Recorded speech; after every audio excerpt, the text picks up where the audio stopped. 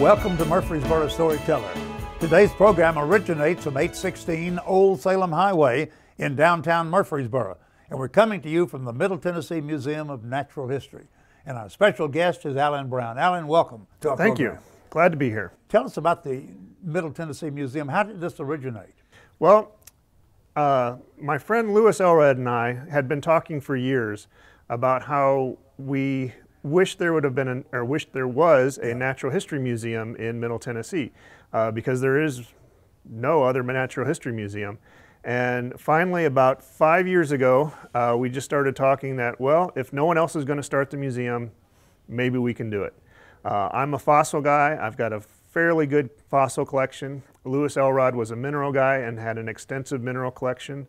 And so we pooled our collections and started talking to other people and figuring out how do we get a museum started. Interesting combination between you and Louis having the different backgrounds and different interests then. Oh yeah. I mean, Louis's mineral collection is world class and rivals some collections you would see at some of the national natural history museums, the Field Museum in Chicago, maybe even the Smithsonian, although the Smithsonian probably has more, but the Smithsonian has such a small percentage of their minerals on display. And my fossil collection included dinosaur bones and local fossils and fossils from all over other countries. So yeah, it was a good start. And since the museum is opened, we've been open for about 3 years now. Okay. We've had huge donations. People have donated their rock collections or their family, their grandfather's rock collection, or in some cases their great-grandfather's rock collection. And so we have probably more than tripled our collection in the 3 years we've been open. How many square feet do you have in the museum? Right now our museum is a little over 5,000 square feet, and we've kind of got it stuffed about as full as we can get it. In fact, we have lots of stuff that it's just in storage. We even have things on loan to other museums just because we don't have room for it right now. Are you still accepting donations in the way of fossils and other items? Oh yeah, we're always happy to have more donations. We may not be able to put it out on display, but we will hold on to it because we expect to expand someday. I mean, we've got a great thing started and we want to see it grow. Speaking of donations, makes me think of funding.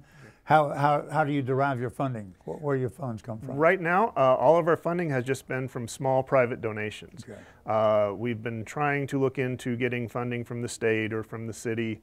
It's a process and it takes a while, and you have to know how to do it, which a lot of us are scientists or retired people and don't have the background to know how to go about getting the funding. So it's been a learning curve and figuring out how to get that started. Hopefully over the next year or two we'll actually be able to get some funding, but we have put our whole museum together with very little money, but lots and lots of hard work. Tell us your background. How did you get here and into this particular situation? Sure. Well, I'm a geologist. I went to school to be a geologist and took as many paleontology classes in geology as I could.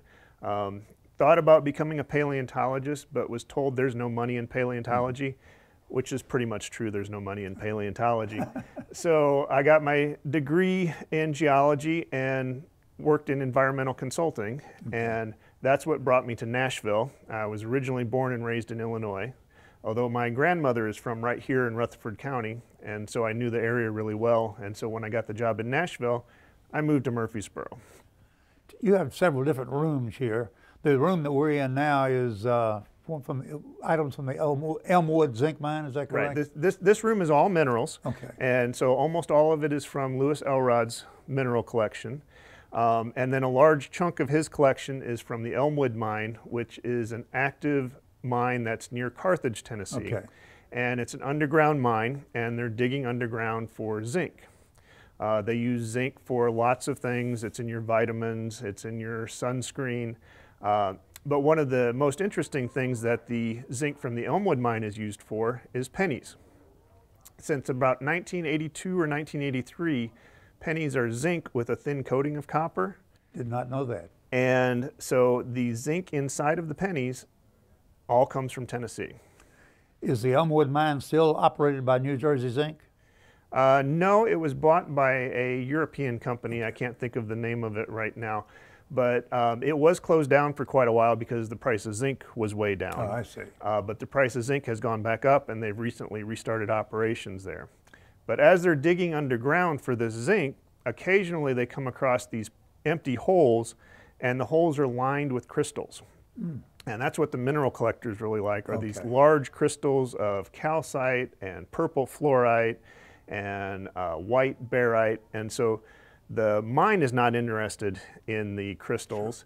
In fact, the European company that has purchased the mine has a standing order that anybody caught collecting crystals now will be fired. Okay. So there are no more crystals coming out of the Elmwood mine. So the collection we have is, you know, that makes it even more important because you don't see them coming out anymore. And many of these crystals in this room where we are came out of that mine, correct? Yes. I'd say roughly about 2/3 of this room is Elmwood minerals, and that is probably maybe 1/10 of Lewis Elrod's Elmwood collection. And where would the rest of it be? We have it in storage and in storage buildings. Just don't have room for it. You just don't have room for it. I remember New Jersey Zinc coming in here several years ago and originating with the Elmwood mine. I remember Alan Staggs was with them, who was my oldest son's scoutmaster, as a matter of fact. So we have a fond recollection of New Jersey Zinc over the years. Tell us about some of the other rooms we have now. Okay, well, there's 2 rooms of just fossils. Okay. What qualifies any of these items to be a fossil? Okay. The best definition I've ever heard for fossils is a fossil is any evidence of past life. So it could be bones or teeth or actual pieces of animals, or it could be indirect evidence like footprints. We have several footprints. We've got footprints of dinosaurs, and we've got footprints of small amphibious things, kind of like salamanders. But yeah, any evidence of past life. Okay. And now the most common thing people think of when they think of fossils are bones, like dinosaur bones. And we do have dinosaur bones. In fact, every summer for the past 12 years, I have been going to Montana and digging up dinosaur bones, bringing them back, cleaning them up, and getting them ready and putting them on display right here at the museum. Tell us why Montana. All right, well, a couple of things. First, in order for something to become a fossil, it has to be buried. Things that die and just sit at the surface will decompose and turn right back into soil. Okay. And so if it gets buried, then it has a chance of becoming a fossil.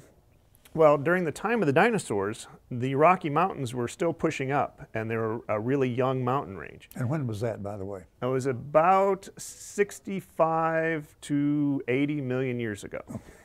And that extra sediment from all of washing down off of the mountains was burying more stuff. So anywhere along the base of the Rocky Mountains is a good place to look for dinosaur bones. So Montana is a really good place, North South Dakota, Utah, Colorado, even down to Arizona and New Mexico. Now, one of the hardest things is finding a place where you have permission to go and look for these dinosaur bones. And the nice thing about Montana is people in Montana don't have small pieces of property. And so we have gotten permission from one landowner to go on their ranch and look for dinosaur bones. But this one landowner owns 8,500 acres. So we have no shortage of places to go look for dinosaur bones just on this one ranch. And the final thing that makes Montana a really great place to look for dinosaur bones is there's very little vegetation out there. So you can see the dinosaur bones. A lot of people ask, how do you know where to dig for a dinosaur bone? And you don't. You walk and walk and walk until you find something. And you might see just a few pieces of broken dinosaur bone, or if you're lucky, you might see a little bit of the dinosaur bone sticking out of the ground, and then you start digging there. You find the dinosaur bone first, and then you dig. You don't dig looking for the dinosaur bones. Okay. So it's quite an arduous process, I guess, to really locate the bones. Oh yeah, I mean, it's even though it's Montana, which is so far north, it's still summertime, so it's hot, it's dry. These bones are not light, and so it's not easy work, but it's very, very fun. Do you have a crew of people that go with you, or are you just alone? There's a few of us that go. I was fortunate enough to be mentored by a paleontologist who had been going out for years before I started doing this. And his name is Jerry, and Jerry and I have been going out together for 12 years now. And usually we have a few other people join us. Sometimes MTSU students will join us out on the digs. Sometimes just people who want to experience what it's like to dig dinosaurs will go out with us. And then, you know, a few people get trained, and then they get the bug, and they come back year after year with us. You go generally the same location, the same area every year? The same ranch. Same ranch where you have the permission. Yeah, but you have so much room, you know, we usually pick a different area of the ranch every year to go look at. Sure. Now tell us about some of the other rooms. All right, well, besides the rooms displaying the One more question about that room. Sure. You have a reproduction of a dinosaur in there, is that right? Or a copy, is that the correct term? Yeah, well, in several of the rooms, we have what we call cast of dinosaur bones. So the cast, what they do is they will take an original fossil and they will make a mold of it out of silicone rubber. And the silicone rubber picks up every small little detail on the fossil. And then once you have the mold made, then you put in a filler in the mold, usually a resin, and then when the resin hardens, you get an exact copy of the fossil. The molding and casting process is so accurate, you can do scientific work on the cast of the fossils. And so we do have several cast, and we have real dinosaur bones as well, and we clearly mark which is cast and which is real bones. And speaking of cast, and moving on to a different room, probably the most impressive thing we have in the whole museum is our cast of a full T-Rex skeleton. Okay, that's what I was referring to, not giving the right terminology. Yes. So our T-Rex, the original fossil was found in Montana, and the original skeleton is on display at the Museum of the Rockies. The cast is 38 feet long, and he stands 9 feet tall in our museum because our ceilings are 9 feet tall. So he's crouching a little bit because he should be probably more like about 13 or 14 feet tall at the hips. Which is about typical size for one of them? That's a typical full-grown T-Rex. Most of the larger T-Rex skeletons fall within that range of about 37 to about 41 feet long. So it's a good size adult. When they were existing on the Earth, would they travel or group in numbers, or would they generally be individually or separate as they move about? That's one of the hardest things to figure out. Okay.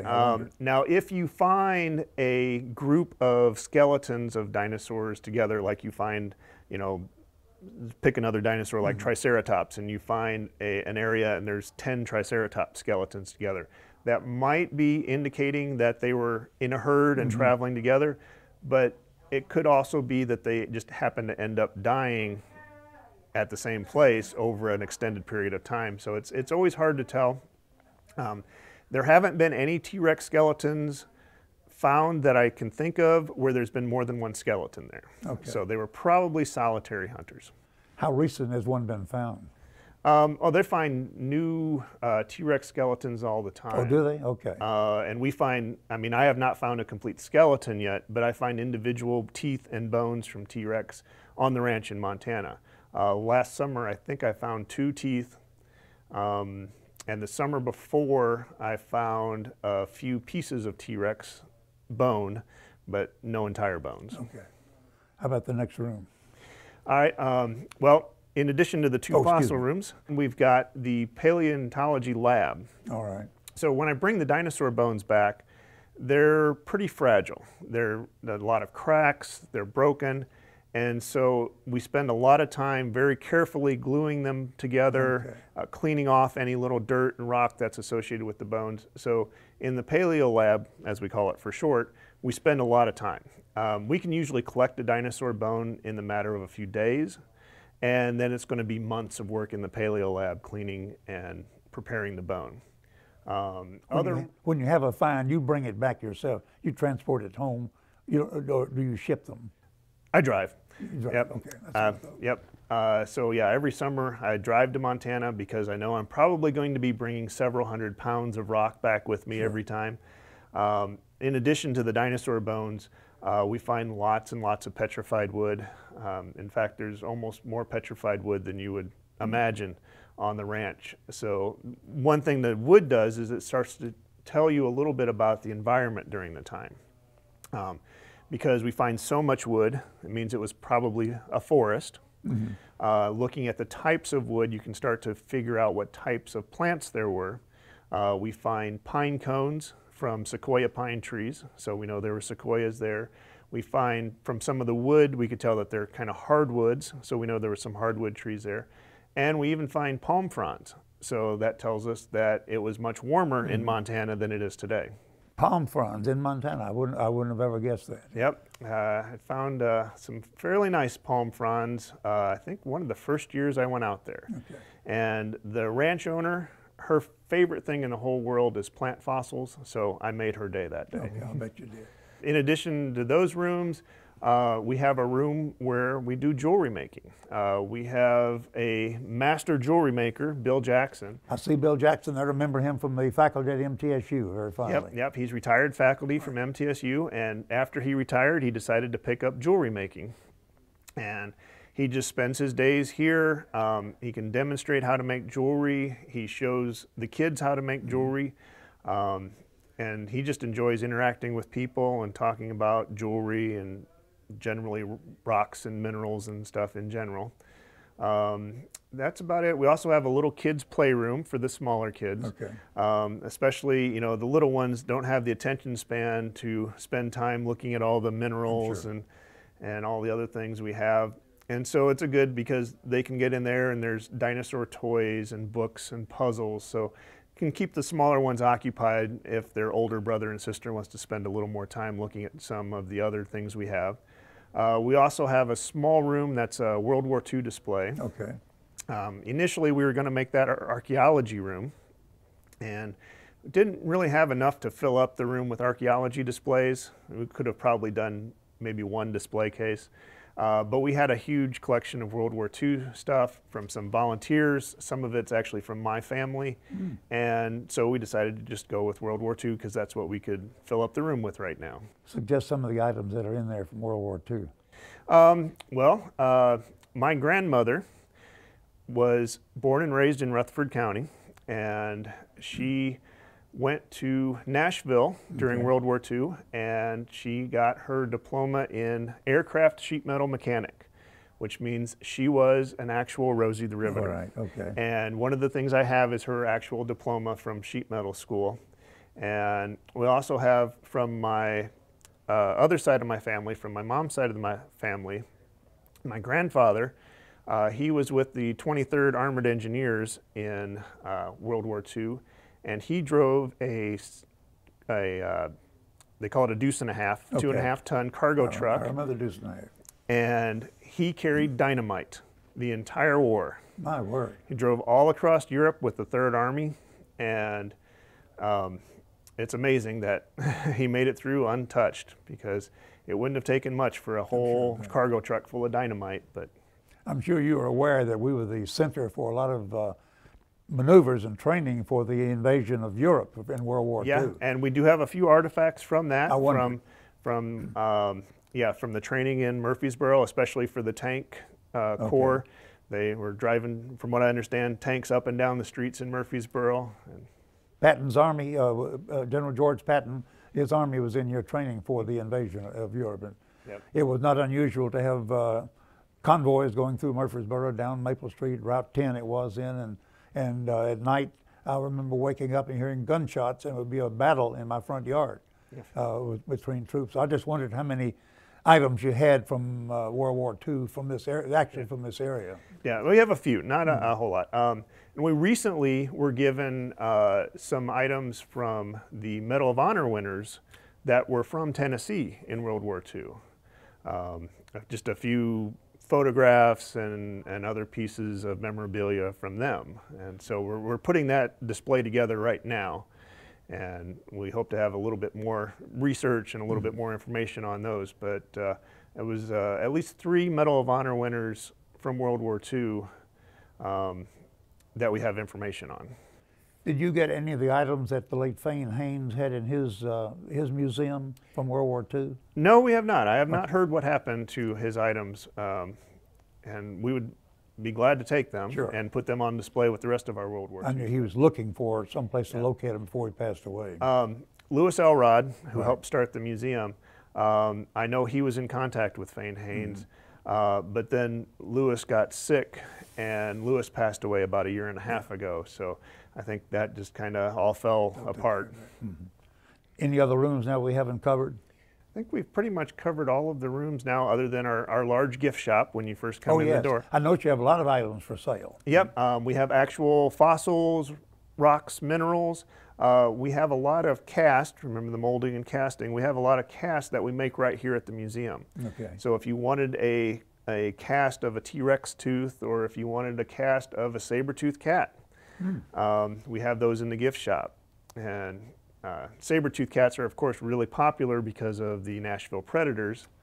What a lot of people don't know is that the Nashville Predators were actually named the Predators after a real fossil. I did not know that till you told me earlier. Yeah. When they were building what's now the Regions Bank building in downtown Nashville, okay, they found a cave, and when they looked in that cave, there was a saber-toothed cat skeleton. Now, the bank, it was before it was Regions Bank, ended up being a sponsor for the hockey team when they started in Nashville.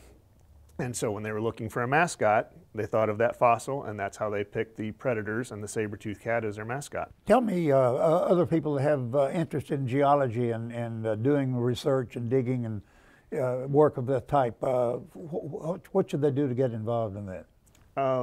Well, we're always happy to take more volunteers. Sure. You know, there's always opportunities to help give tours and talk about this.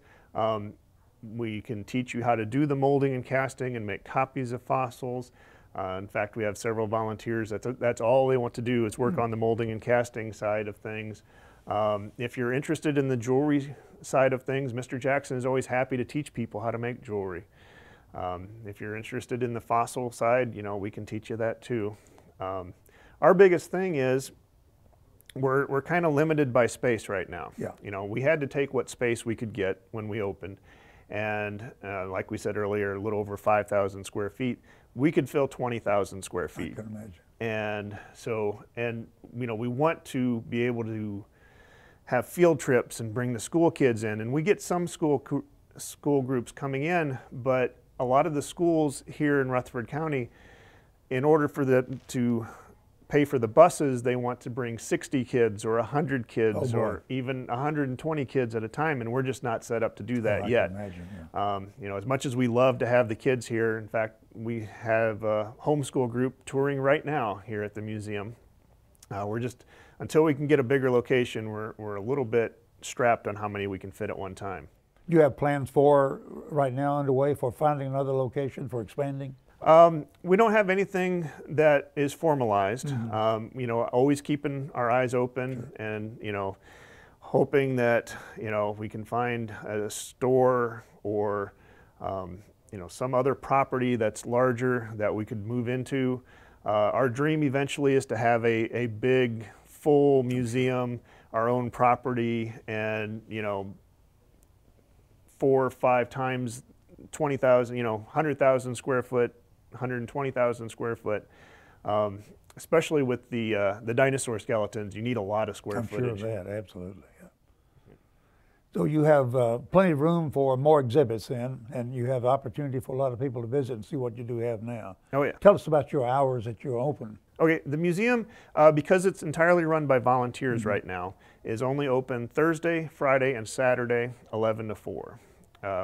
If we can get some funding and get some staff, we would love to extend the hours.